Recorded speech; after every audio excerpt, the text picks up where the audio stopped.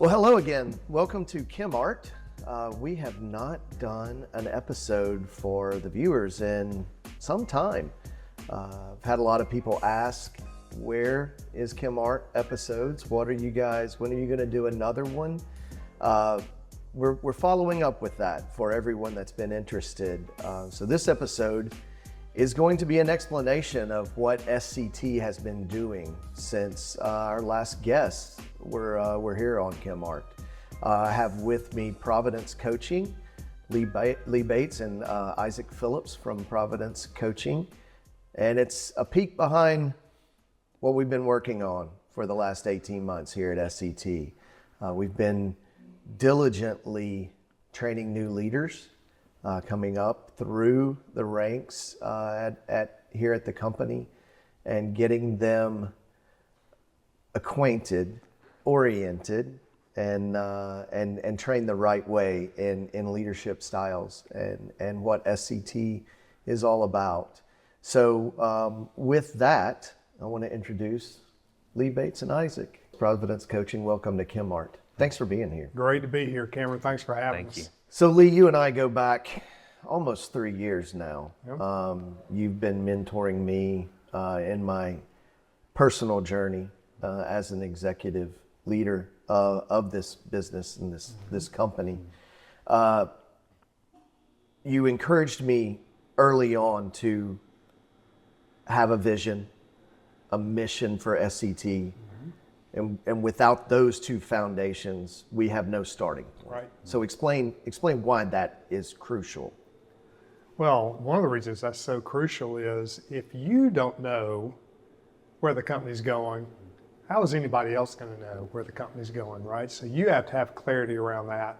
And then also when you involve your leadership team in that, you know, one of the phrases that you and I talk about a lot is weigh in equals what? Buy-in. Weigh in equals buy-in. And when you get those people on your executive team to actually weigh in with you on that, there is such buy-in, and you've seen the ripple effect of that throughout your entire organization. Well, you challenged me at the beginning, not only to determine the vision and the mission, but the style of company I want to have.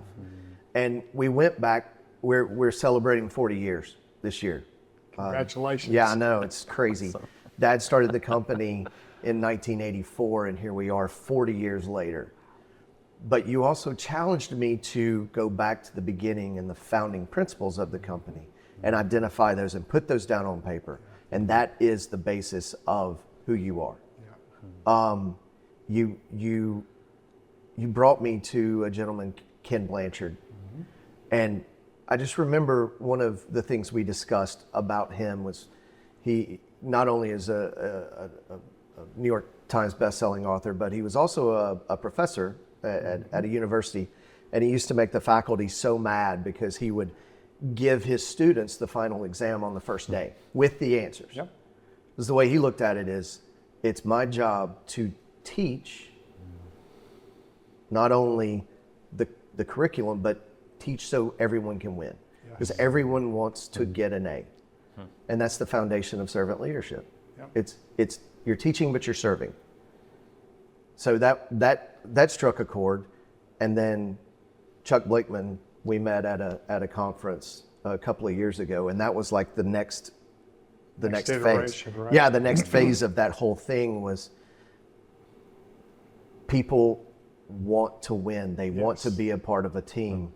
And not everyone gets that opportunity. Most people feel like they go to work and they get out of their car, leave their brain in their car, and go do a job, just do what I'm told. When these people are fathers, mothers, they have a mortgage, they have responsibility with aging parents, they're civic leaders, they're church elders. They're smart, but they feel like they have no voice and no one cares about them. They're just a number. And that was, we don't want any of that. We never wanted any of that. So, explain to me, we got the foundation of that laid, and then how do we train the people? How do we train our future leaders? That's where we started. So we chose extreme ownership, and why did we choose that? Yeah.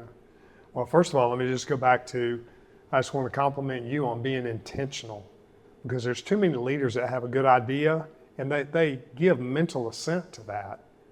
But you took that and then you were intentional. You said, let's really make this happen. Yeah. And as we've talked about before, great leaders do consistently what the good leaders do occasionally.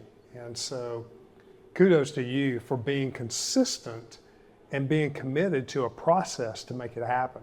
Right? Wow. Yeah, I think most people are just like me. You have an idea, you just don't even know where to start. Yeah. Yeah. So how do you start? How did we start? You know? Yeah. So back to the Extreme Ownership, book written by Jocko Willink and Leif Babin. And it's just a great book that teaches leadership principles. And we brought in that first team, and we began to see a little bit of progress after several months. You know, the first couple of months were a little bit of a blur, and is this really even going to stick? I think we even had some comments, Isaac, if you remember. We had some comments about, is this just a phase and it's going to peter out and we're really not going to follow through. But once again, to your credit, we were consistent with those monthly leadership development meetings. Right. And then we followed that up with the one-on-one coaching that helped to embed that principle and make it applicable for everyone in that room. So it was 3 hours. 3 hours of leadership development. Right, and then Everybody in the 1 room. hour a month of one-on-one coaching. Isaac, explain what the coaching. You did the majority of the one-on-one coaching with the emerging leaders, we'll call them. Yeah, the emerging leaders. Well, I just want to add this. I just had this conversation with another one of your executives.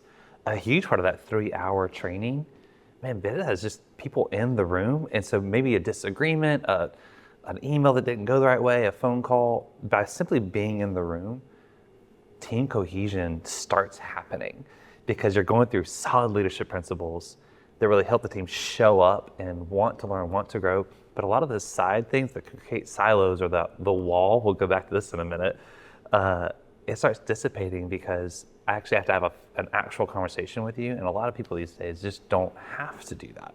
They kind of get away from a virtual meeting or an email alone. So those one-on-ones, when we got through this content, we get to say, hey, where do you want to go? What challenges are you facing?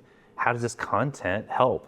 Maybe your current challenge isn't embedded in the content. Well, the one-on-one allows the flexibility to say, where can we walk through this together so that you show up on the other side whole, full, and healthy, not only as yourself, but as you lead others, and then they lead teams, and ultimately lead organizations. Well, and what I've loved about the one-on-one is you guys develop such a different relationship with the people than any of their managers or their executive or the president of the company have. It's an intimate, safe, one-on-one dialogue, and I'm sure my name came up a lot. But it is a safe space, and they can talk to you about anything. And the premise of extreme ownership is exactly what's in the title. Everyone owns their job. And that was what you and I set out from the beginning, was we didn't want robots. We wanted real people that bring their whole selves to the company, to the goals of the company, to achieving success in the company. And so how did you guys go about getting and pulling all that out of the folks doing training? I'll say how we and I work on this is we deal in trust. Without the base level of trust in a conversation, it doesn't matter how wise the person across from you is. The person has to believe they want the best for you, with you, from you. And so a big part of that coaching is we have this really great content that, quite frankly, you can Google a lot of great and have a lot of great insights come to your screen. But when you have a one-on-one conversation, there is some intimate depth of shared knowledge, struggle, celebration. And when that trust gets established, man, the stars are the goal. And you really can go deep with that. And it allows for some really powerful conversation, especially when the trust is they believe, which our heart is, we want the best for you. Right. And when you believe that I want the best for you, you're going to come with not only your successes and just the I have to look good in front of somebody. No, I'm actually really struggling with this and I'd love some help. And now I can be transparent and really get solid action plans out of this challenge I'm going through and see results. Well, and this doesn't happen overnight. This does not happen overnight, because I know you and I spoke when we began this idea of what we wanted to do. I said, great, cool, we're going to do a 3-day retreat. And that doesn't work. That doesn't work. Why does that not work? Well, not only does a 3-day retreat not work, a 3-day retreat a lot of times is detrimental.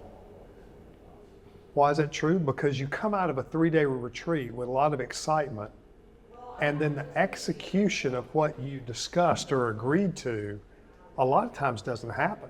And that's when, going back to the word trust, that's when that trust begins to go down. Right. Instead of increasing, the trust goes down.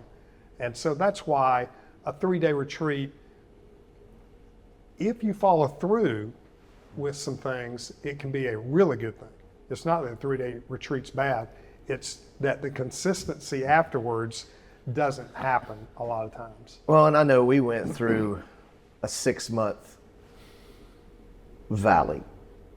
We were everybody was doing great, and then we hit the six month mark, and it was sort of like folks just kind of put it on autopilot. I was in the first group along with the other 10 folks. We had 11, so you kind of saw it, and it was kind of disappointing. You know, I think everybody. There were some things that slipped, some things that just weren't in people's minds. I mean, is that normal? Oh yeah, it's normal. And the other thing is, when you have people going through the book Extreme Ownership, there are going to be some people who just don't want to own it. Right. And some of those people get identified, and they can be a poison to the organization. And when that happens, then you and the other leaders have a choice. Are we going to tolerate that bad behavior, or are we going to make changes? Either allow the person to step up and make changes, or if they're not willing to, are we willing to help them find the next opportunity outside of SCT? And that was part of what was going on, right? It was. During that valley. It was. There were some people who were resisting, right? Yeah. And once again, going back to that word consistent, we were consistent throughout, and we kept going down the process. And then you can talk a little bit about what it looked like kind of coming out of that valley. Coming out of the valley was, I mean, there were some hard conversations. Absolutely. There were some hard There needed to be, conversations, right? and we had to have them. But everyone was a lot better coming out of it. I think with anything, there's pessimism, or, they're not really going to do this. They're not going to really commit to this. So Meaning you in the leadership level, right? Yeah, you and others. the whole leadership team, they're just going to forget about it, and Right. we'll just get back to normal. But showing the commitment, Yes. and then they trusted that more, and they came out a lot better. So I'll just add to that. Around that 6-month period, the wall had been discussed since we got here. It had been in existence of like this, the plant versus the admin, whatever wall existed. which is a traditional manufacturing operation. Extremely normal. You've got hourly employees and salaried employees, and there is a physical wall from manufacturing to laboratory and offices. I mean, that's in any business. And as business owners, you fight that every day. We see it with many other clients we work with, same thing. So you're absolutely right. But we It's were very able common. to break that wall down. Well, I'll just add to this. You were talking about earlier, your people's names showed up in conversations. I'm not going to throw yours under the bus just yet. But I had multiple people in those one-on-ones say, this isn't going to stick. It's too much of a wall. I can hardly look at this person. And around that 6-month period, it went from being this is unsurmountable to that person's not evil to I had a great, I actually went and got lunch with them today. It was wonderful. And so Right. all of a sudden there was like a completely gone. And these teams were able to work and thrive. And really, to your credit, it was consistency and really showing up and applying what they've been talking about. It wasn't just lip service. It was real. And it took everyone up and down the chain of command. It starts with you. And everyone saw that change happen, and they were able to like live out of that because they believed it now. Well, it is a commitment, and for any other business owners or executives that are wanting to do this, it is a commitment. We committed ourselves to a year. Yep. We committed ourselves to a year, and on the last meeting, you know, we had a celebration. Yeah. It was a year's completion, and you know, there was a big sense of pride and accomplishment. Absolutely. And we're in our second team now that's going through this, and they watched the first group, and the second group's even better. They're going so much faster. They are. So I mean, what do you? Is that normal? Do you see that in organizations? The second groups really. So what's different? What causes that? What's different? So with that? one of the things that causes that, Cameron, is as you're going through it with that first group, people begin to not just check their brains in the parking lot. They now have a new vitality and passion to bring everything they can bring to their role to make SCT win. Because they've seen the change Exactly. in their peers. Exactly. They've seen the change, and they want to be a part of that. They want to be a part of that winning team, right? Right. And so that's what makes this second group.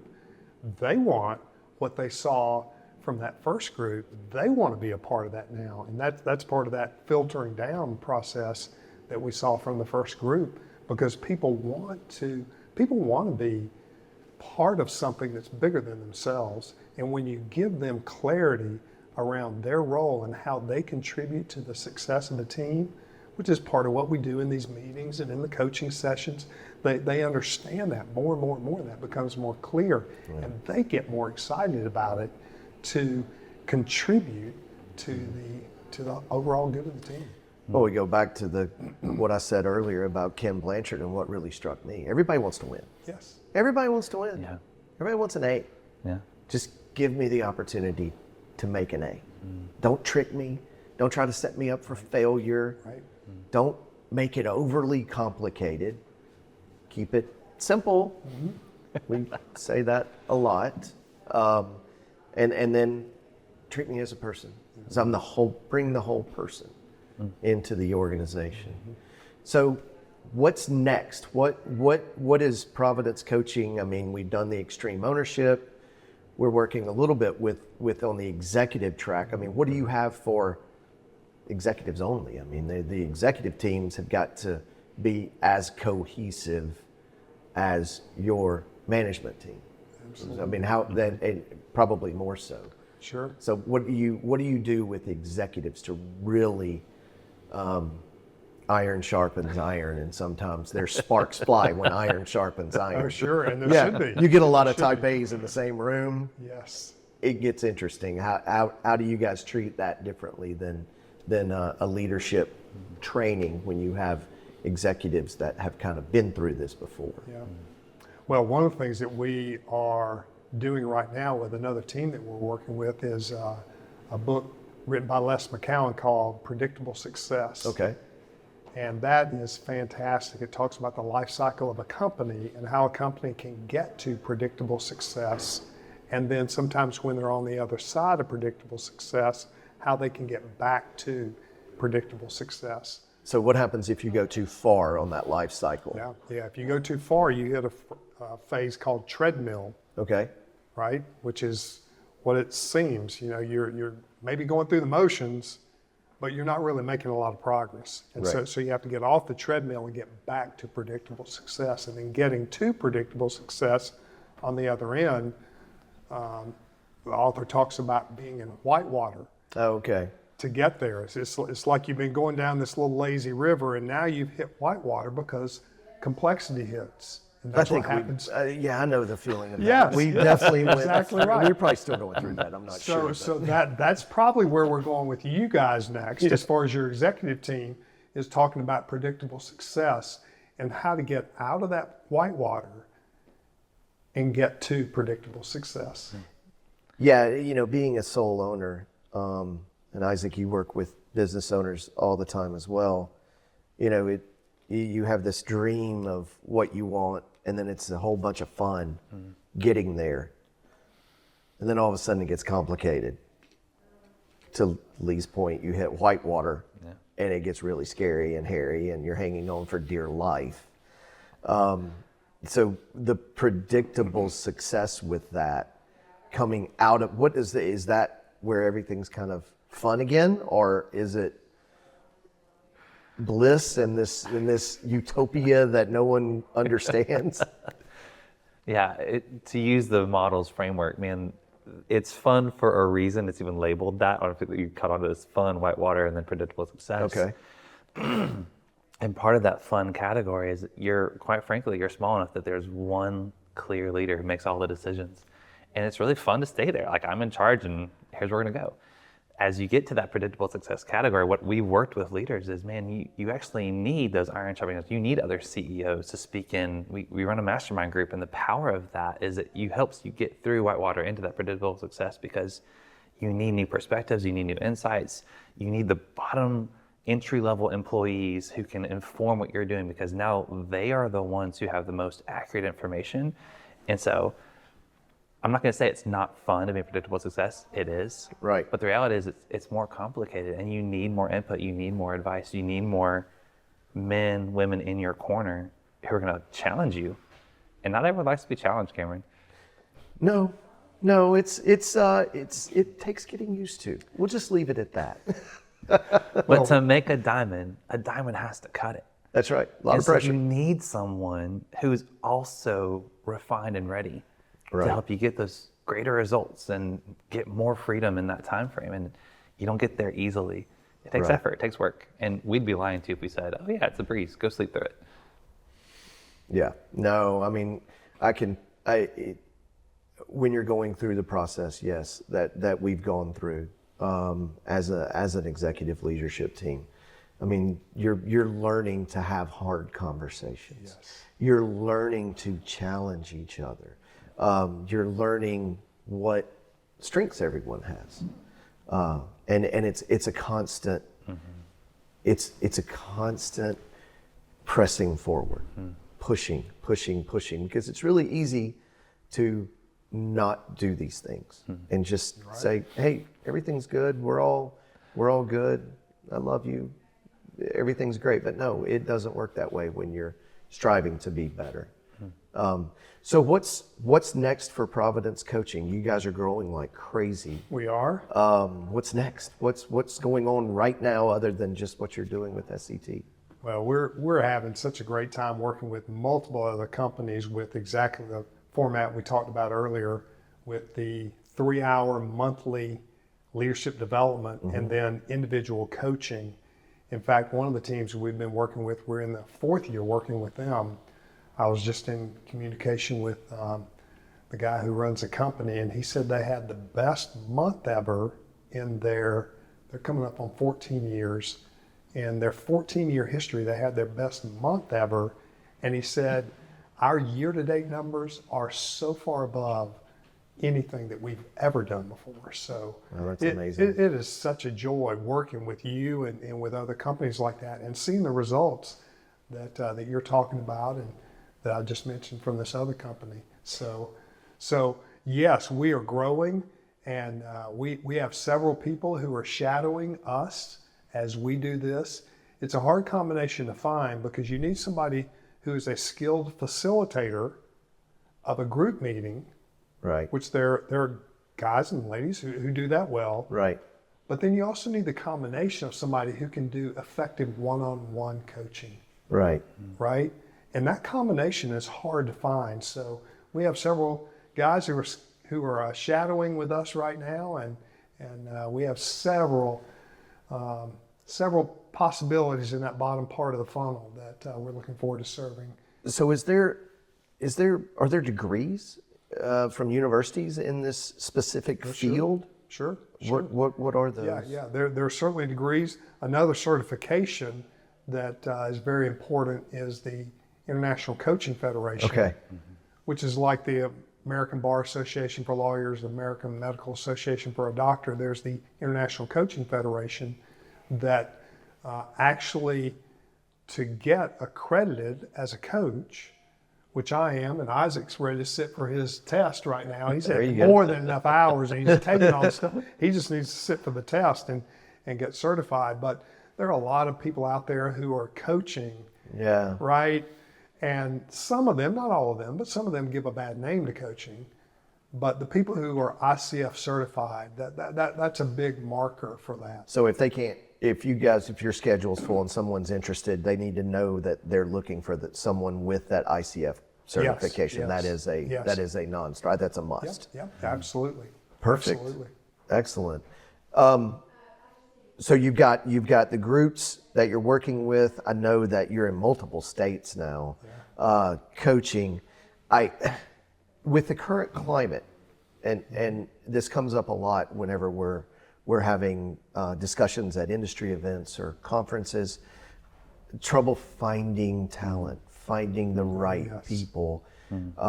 You guys assist in disc profiles for not only owners and executives on what you're needing or what you're looking for, but also when you're searching for someone to make sure that the leadership is got the right hire in mind or the right qualities in people. Those are things you're looking at also. Absolutely. So obviously we have access to the DISC profile. There's another one that's called the DISC Work of Leaders. Okay. That really focuses on the leaders and gives great input there.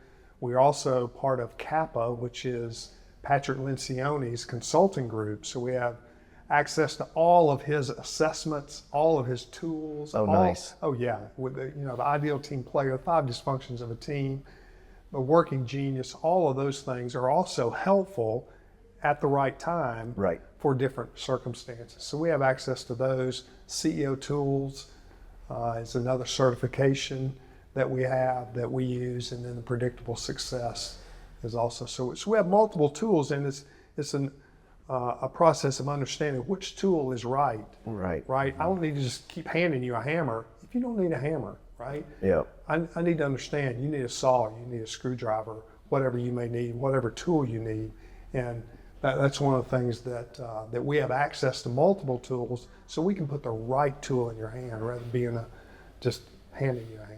Oh, you have to do that because, I mean, we're probably like any other company when you walked in here, the island of misfit toys. So, but we were having a lot of fun, and we're having a lot of fun now. A lot more fun now because we're all in the same. We're all in the same boat. We're all rowing in the same direction. Those of you that go through the Extreme Ownership Program, you will learn that one very quickly. There's no bad teams.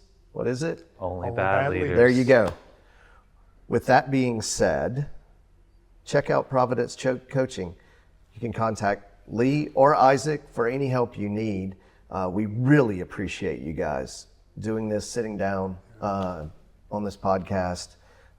It's great. It's a great, reintroduction for what we've been doing here, and it is working.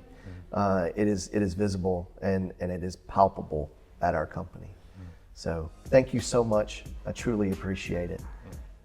Thanks for listening and watching, and everyone have a great day out there. See you soon.